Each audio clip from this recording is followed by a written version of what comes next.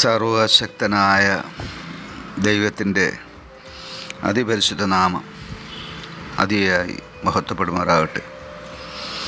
കർത്താവിൽ പ്രിയരെ, നിങ്ങൾക്കേവർക്കും ജീസസ് വോയിസ് മെസ്സേജ് എന്ന പ്രഭാത ദൈവവചന ധ്യാന ശുശ്രൂഷയുടെ പുതിയൊരു എപ്പിസോഡിലേക്ക് സ്നേഹത്തോടെ സ്വാഗതം. അല്പസമയ ധ്യാനത്തിന് ഒരു വചനം വായിക്കുന്നു.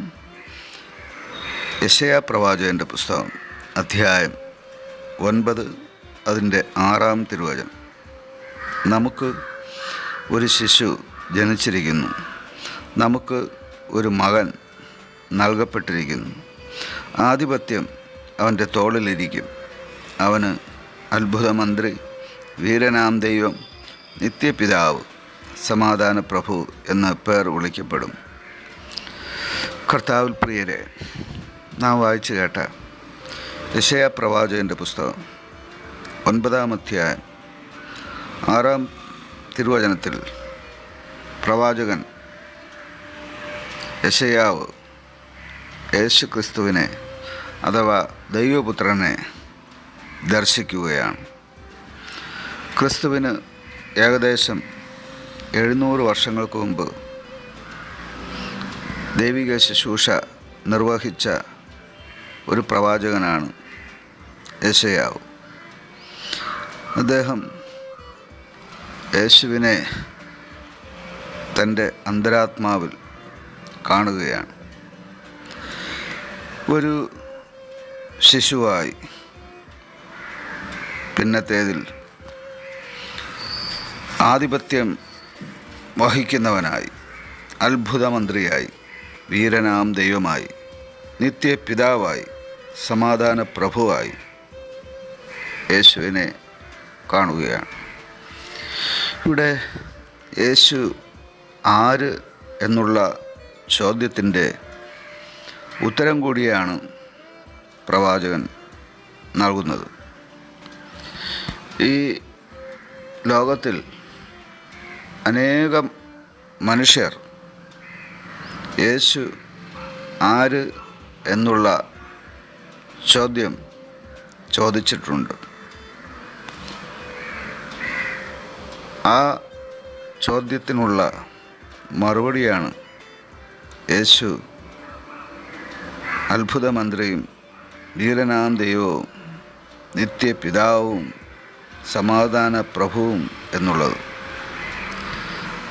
ആധിപത്യം അഥവാ അധികാരി കൂടിയാണ് യേശു. മുഴുപ്രപഞ്ചത്തിൻ്റെ ആധിപത്യം തൻ്റെ തോളിൽ വഹിക്കുന്നവനാണ് യേശു. ചുരുക്കത്തിൽ യേശു അദൃശ്യനായ ദൈവത്തിൻ്റെ ദൃശ്യ രൂപമാണ്. ആത്മസ്വരൂപിയായ ദൈവത്തിൻ്റെ ശരീരധാരിയായ രൂപമാണ് യേശു. ഇരുട്ടിൽ നടന്ന ഒരു ജനം, അഥവാ അന്ധകാരത്തിൽ, അന്ധകാരത്തിലായിരുന്ന ഒരു ജനം. ആ ജനത്തിന് ദൈവത്തെക്കുറിച്ച് അറിവില്ലായിരുന്നു.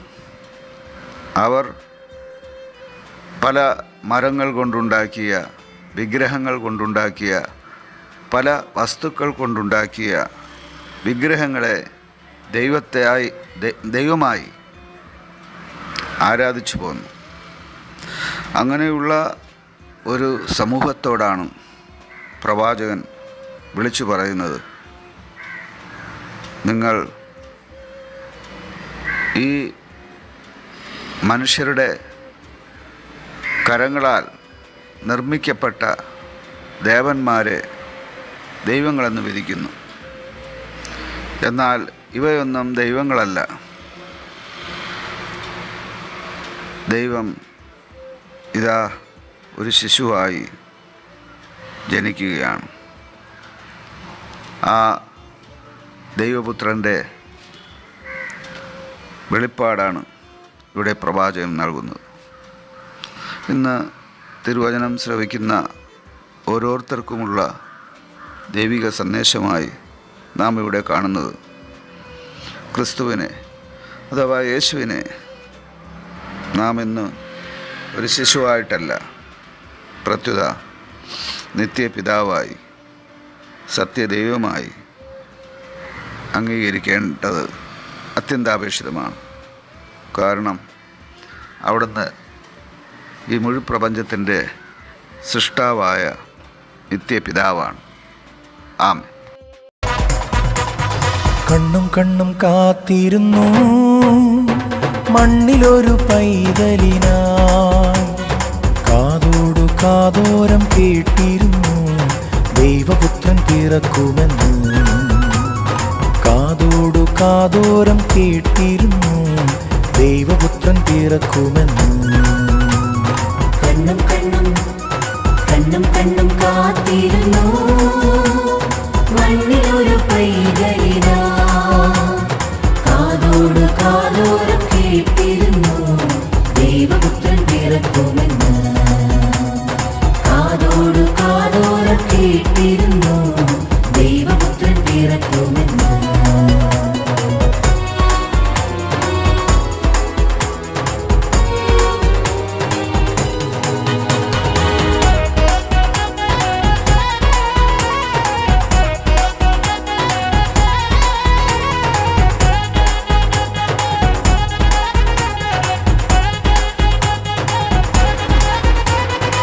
ആകാശവീതിയിൽ മാലാഖമാരവർ സ്നേഹത്തിൻ നിറകുടമാ, താരാട്ടുപാടി ഉറക്കിടുവാൻ മനതാരിൽ നിലച്ചിരുന്നു.